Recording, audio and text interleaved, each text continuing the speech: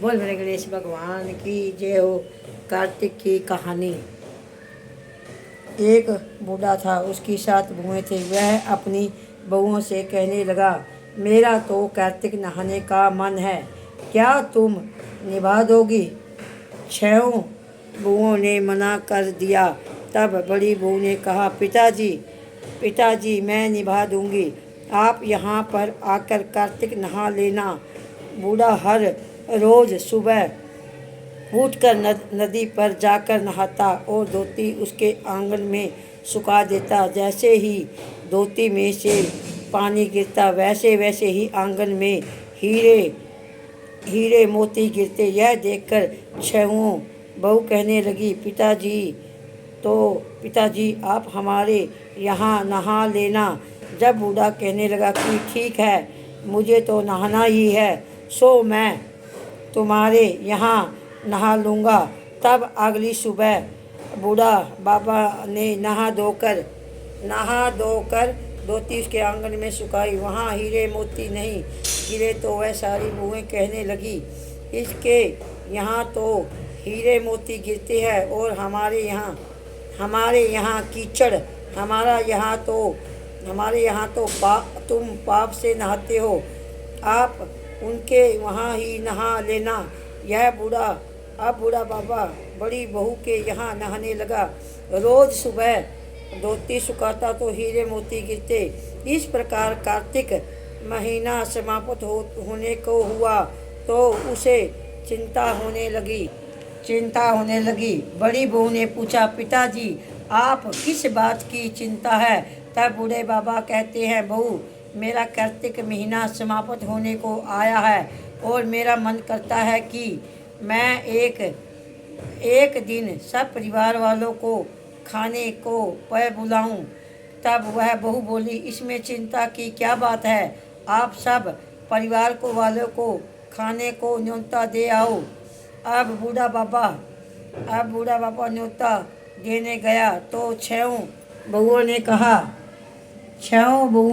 ने कहा कि जब तक वह घर पर रहेंगी हम खाने पर नहीं आएंगे।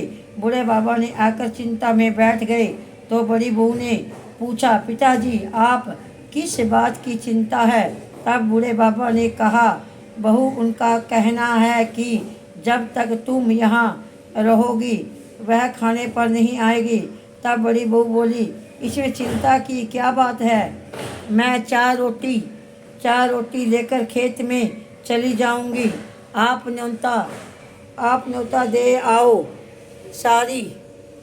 सारी बुएं आई, उन्होंने कुछ तो खाना खाया और कुछ बचा हुआ खाने में मिट्टी कंकड़ डाल गई। उन्होंने सोचा कि अब आकर वह परेशान होगी। यहाँ बड़ी बहू खेत में यह कह रही थी कि राम जी की चिड़िया, राम जी का खेत, चुग लो चिड़िया भर भर पेट। मेरे ससुर ने घर में जगह दी है और मैंने खेत में इस प्रकार वह चिड़िया को बाजरा डालकर घर आ गई। तब बूढ़ा बाबा उदास बैठा हुआ था। वह बोली, पिताजी क्या हुआ, आप उदास क्यों हो? तब वह कहने लगा कि बेटी, तुम्हारी देवरानी जिठानी आई थी और उन्होंने खूब खाया पिया, बचा हुआ में मिट्टी कंकड़ डाल गई, तुम्हारे लिए कुछ नहीं बचा। तब वह बोली, कोई बात नहीं पिताजी, मेरा क्या है, मैं तो 4 रोटी फिर बनाकर खा लूँगी, बाकी सब तो ठीक ठाक निपट गया है। वह बोला, हाँ बाकी सब तो बहुत अच्छा में से निपट गया है, कुछ कम नहीं पड़ा।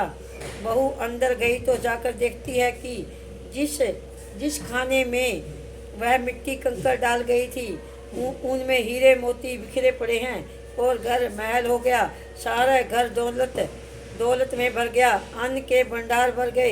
तब उसने ससुर से कहा, पिताजी आप तो कह रहे थे कि तुम्हारे लिए तो कुछ नहीं है, मेरा घर तो हीरे मोतियों में भर गया है, जहाँ देखूं धन और दौलत की वर्षा हो रही है, अन्न के भंडार भरे हुए हैं, घर महल बन गया है, बूढ़े बाबा ने कहा, बेटी तुमने कार्तिक का सत से निभाया था, उन्होंने पाप से कार्तिक देवता तुम पर प्रसन्न हुए, सो उनकी कृपा से तुम्हारा घर भर गया। जैसे कार्तिक देवता ने उस पर वर्षा वैसे ही सब पर करे। और कहते सुनते हंकारे भरे, बोल करती भगवान की जय। गणेश जी की कहानी। एक बुढ़िया माई थी, मिट्टी के गणेश जी को पूजा करती थी, रोज बनाए रोज गल जाए।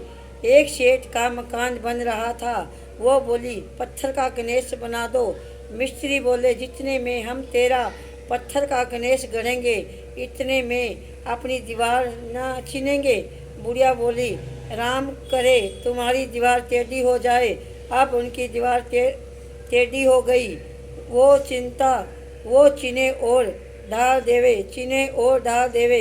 इस तरह से करते करते शाम हो गई। शाम को सेठ आया, उसने कहा, आज कुछ भी नहीं किया। वो कहने लगे कि एक बुढ़िया आई थी, वो कह रही थी कि मेरा पत्थर का गणेश गढ़ दो। हमने नहीं गढ़ा। उसने कहा, तुम्हारी दीवार टेढ़ी हो जाए। सेठ ने बुढ़िया बुलवाई। सेठ ने कहा, हम तेरा सोने का गणेश गढ़वा देंगे, हमारी दीवार सीधी कर दो। सेठ ने बुढ़िया को सोने का गणेश गढ़ा दिया। सेठ की दीवार सीधी हो गई। जैसे सेठ को दीवार सीधी हुई कि वैसे ही सबकी करना, कहते सुनते हैं कार्य बनना। बोल गणेश भगवान की जय हो।